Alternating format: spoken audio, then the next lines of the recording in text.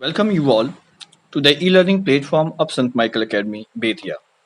Dear students, we had started the chapter What is Democracy and Why Democracy. This chapter belongs to class 9. This is the third lecture of this chapter. The topic for today's study is Rule of Law and Respect for Rights. Here you can see a cartoon. This cartoon belongs to Iraq. यह cartoon Iraq से संबंधित है। आप जानते हैं कि Iraq में सद्दाम हुसैन का शासन हुआ करता था। सद्दाम हुसैन के शासन के खत्म होने के बाद लोगों की प्रतिक्रिया को दर्शाया गया है इस कार्टून के माध्यम से। इसमें आप देख सकते हैं लोगों के हाथ में प्लाकार्ड है और इसमें लिखा हुआ है at last one man one vote, यानी आखिरकार एक व्यक्ति एक अधिकार प्राप्त हो ही गए। लेकिन ठीक इसी समय आप देख सकते हैं एक व्यक्ति यहाँ इम्प्रिजनमेंट में है, यानी एक व्यक्ति कैद है। इस व्यक्ति को सद्दाम हुसैन के रूप में दिखाया गया है। सद्दाम हुसैन इराक का एक डिक्टेटर शासक हुआ करता था। इसकी सोच क्या थी, ये क्या सोचता था, वो इसके द्वारा दिए गए स्टेटमेंट में लिखा हुआ है। I liked it better when I was the one man and the one vote.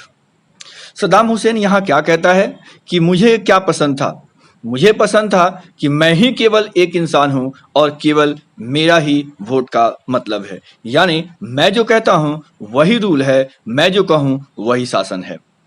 दोनों ही सेंटेंस हालांकि देखने में मिलते जुलते हैं, लेकिन इनके अर्थ बिल्कुल ही एक दूसरे से अलग हैं। डेमोक्रेसी में rule of law and respect for rights होना चाहिए। आइए इसे हम समझने की कोशिश करते हैं। Zimbabwe attend independence from white minority rule in 1980। Zimbabwe 1980 ईस्वी में व्हाइट माइनॉरिटी से इंडिपेंडेंस प्राप्त करता है, यानी जिम्बाब्वे 1980 में आजाद होता है। किससे? तो व्हाइट माइनॉरिटी से। Since then, the country has been ruled by ZANU-PF, the party that led the freedom struggle. उस समय से 1980 के बाद से केवल एक ही पार्टी यहाँ पर शासन कर रही है, जिस पार्टी का नाम है ZANU-PF। ये पार्टी लगातार सत्ता में है। इनके पॉपुलर रूलर रॉबर्ट मुगाबे हैं। He has been ruling the country since independence, और देश की आज़ादी के समय से ही ये शासन कर रहे हैं। Elections have been held regularly and always won by ZANU-PF. यहाँ पर इलेक्शन रेगुलरली होते हैं, लेकिन हमेशा एक ही पार्टी जीतती है और वो पार्टी है ZANU-PF. President Mugabe is popular but also uses unfair practices in election. इसमें कोई डाउट नहीं है कि मुगाबे प्रेसिडेंट हैं और वो बहुत पॉपुलर हैं, लेकिन उनकी पॉपुलरिटी के साथ साथ वे अनफेयर प्रैक्टिसेस भी करते हैं। Over the years his government has changed the constitution several times. समय के साथ साथ इनकी सरकार ने कॉन्स्टिट्यूशंस को कई बार चेंज कर दिया। वहाँ के संविधान में कई बार बदलाव किए और इस बदलाव का मुख्य उद्देश्य था प्रेसिडेंट की ताकत को बढ़ाना। Opposition party workers are harassed and their meeting disrupted. जब भी ऑपोजिशन की पॉलिटिकल पार्टी चुनाव लड़ती है तो उन्हें हरास्ट किया जाता है, उन्हें तंग किया जाता है और उनके मीटिंग को डिस्टर्ब कर दिया जाता है। Public protest and demonstration against are declared illegal. President Mugabe के अगेंस्ट किया गया कोई भी डेमोन्स्ट्रेशन इलीगल डिक्लेयर किया जा चुका है। There is a law that limits the right to criticize the president. एक कानून बनाया गया है जो प्रेसिडेंट को क्रिटिसाइज करने का अधिकार नहीं देता है। Television and radio are controlled by government and give only the ruling parties version. यहाँ पर रेडियो और टेलीविजन भी हैं जिनको राइट तो दिया गया है कहने के लिए वो इंडिपेंडेंट हैं, लेकिन वो वही भाषाएं बोलते हैं जो प्रेसिडेंट या गवर्नमेंट बोलती है, यानी रूलिंग पार्टी के पक्ष में ही यहाँ की मीडिया भी आवाज उठाती है। There are independent newspapers but the government harasses those journalist who go against it, यानी गवर्नमेंट ऐसे जर्नलिस्ट को जो गवर्नमेंट के अगेंस्ट जाती है उन्हें गवर्नमेंट हैरास करती है. The government has ignored some court judgement that went against it. Government ने कुछ कोर्ट ऑर्डर को भी मानने से इनकार कर दिया जो इनके अगेंस्ट में गया. एंड प्रेसाइज्ड द जजेस, और इतना ही नहीं, गवर्नमेंट ने जजेस को भी प्रेसाइज किया. The example of Zimbabwe shows that popular approval of the rulers is necessary in a democracy, but it is not sufficient.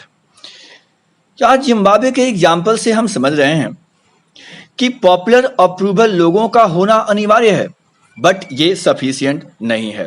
Popular government can be undemocratic, यानी लोकप्रिय सरकारें भी अनडेमोक्रेटिक हो सकती हैं. Popular leaders can be autocratic. Popular leaders autocratic भी हो सकते हैं. ऑटोक्रेटिक मतलब स्वायत्त, यानी कानून को ताक पर रखकर अपनी इच्छा से शासन करने वाले हो सकते हैं. If we wish to assess a democracy, it is important to look at the elections. अगर हम डेमोक्रेसी की परख करना चाहते हैं तो हमें इलेक्शन पर ध्यान देना चाहिए. It's important to look at election, but it is equally important to look before and after election. ये आवश्यक है कि हम इलेक्शन के पहले और इलेक्शन के बाद के कंडीशन पर ध्यान दें. There should be sufficient room for normal political activities.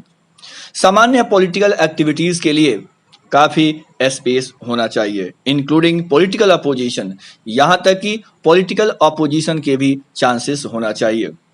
In the period before election, यानी इलेक्शन से पहले पॉलिटिकल पार्टीज के पास ये फेयर चांस होना चाहिए कि वो इलेक्शन में पार्टिसिपेट करें और गवर्नमेंट के अगेंस्ट में आवाज उठाएं. This requires that the state should respect some basic rights. State जनता के कुछ बेसिक राइट्स को सम्मान देता हो.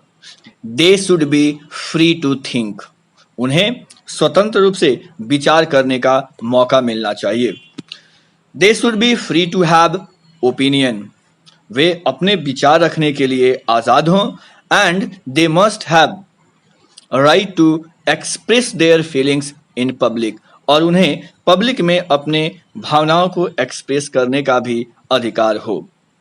इतना ही नहीं, they should have power to form association. उन्हें एसोसिएशन बनाने का भी शक्ति होना चाहिए, अधिकार होना चाहिए. They should be free to protest the existing political actions. जो पॉलिटिकल एक्शंस लिए जा रहे हैं उनके विरोध करने का भी उन्हें अधिकार होना चाहिए. Every should be equal in eyes of law. हर व्यक्ति कानून के नज़र में एक बराबर होने चाहिए. These rights must be protected by an independent judiciary. और जनता के ये अधिकार एक इंडिपेंडेंट जुडिशियरी के द्वारा प्रोटेक्टेड भी होना चाहिए. Judiciary whose orders are obeyed by everyone. Judiciary दक्ष होनी चाहिए ताकि उनके आदेश का, उनके डिसीजन का पालन हर एक व्यक्ति करता हो.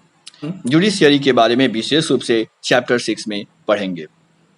Similarly there are some conditions that apply to the way a government is run after elections. ठीक वैसे ही कुछ कंडीशंस हैं जो सरकार बनने के बाद गवर्नमेंट के शासन करने के तरीके पर भी लागू होता है. A democratic government cannot do whatever it likes simply because it has own election. It has to respect some basic rules.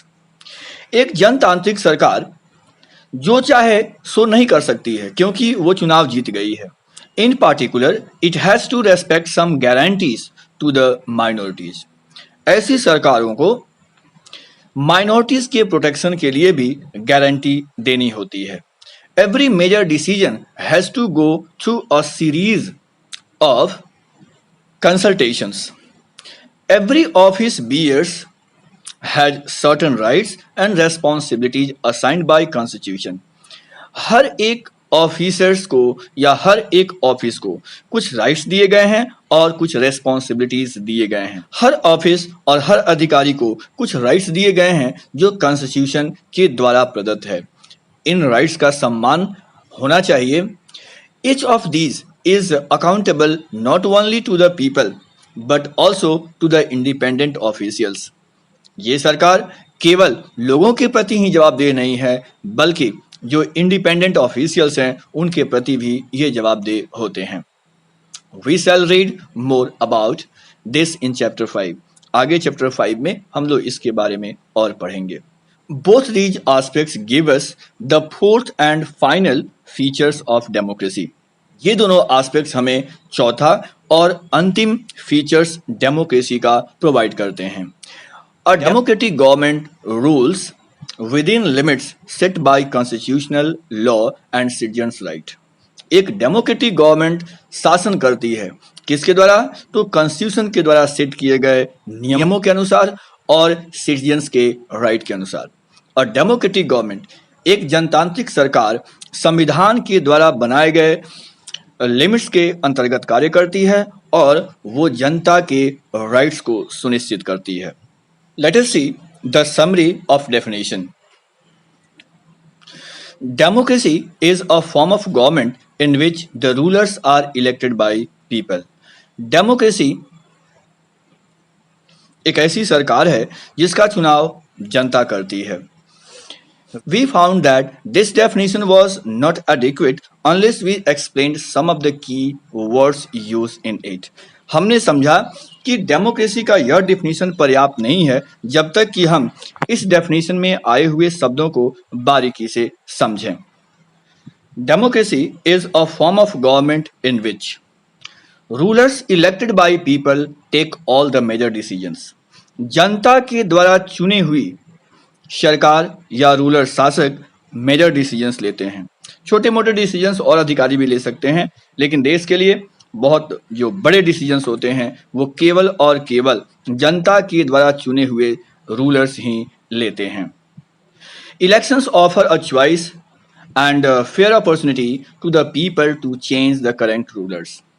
Elections जनता को चॉइस ऑफर करते हैं और फेयर अपॉर्चुनिटी प्रोवाइड करते हैं ताकि वो पहले से रूल कर रहे रूलर को चेंज कर सके।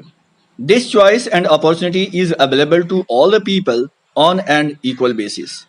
The exercise of this choice leads to a government limited by basic rules of the Constitution and citizens' right. यह जो चॉइस है इसका एक्सरसाइज यह सुनिश्चित करता है कि रूलर्स संविधान के द्वारा कॉन्स्टिट्यूशन के द्वारा सेट किए गए बेसिक रूल्स के अनुसार चलते हैं और जनता के राइट्स को सुनिश्चित करते हैं। नेक्स्ट टॉपिक 2.3 वाई डेमोक्रेसी हम लोग नेक्स्ट वीडियो में पढ़ेंगे। आज के क्लास के लिए बस इतना ही।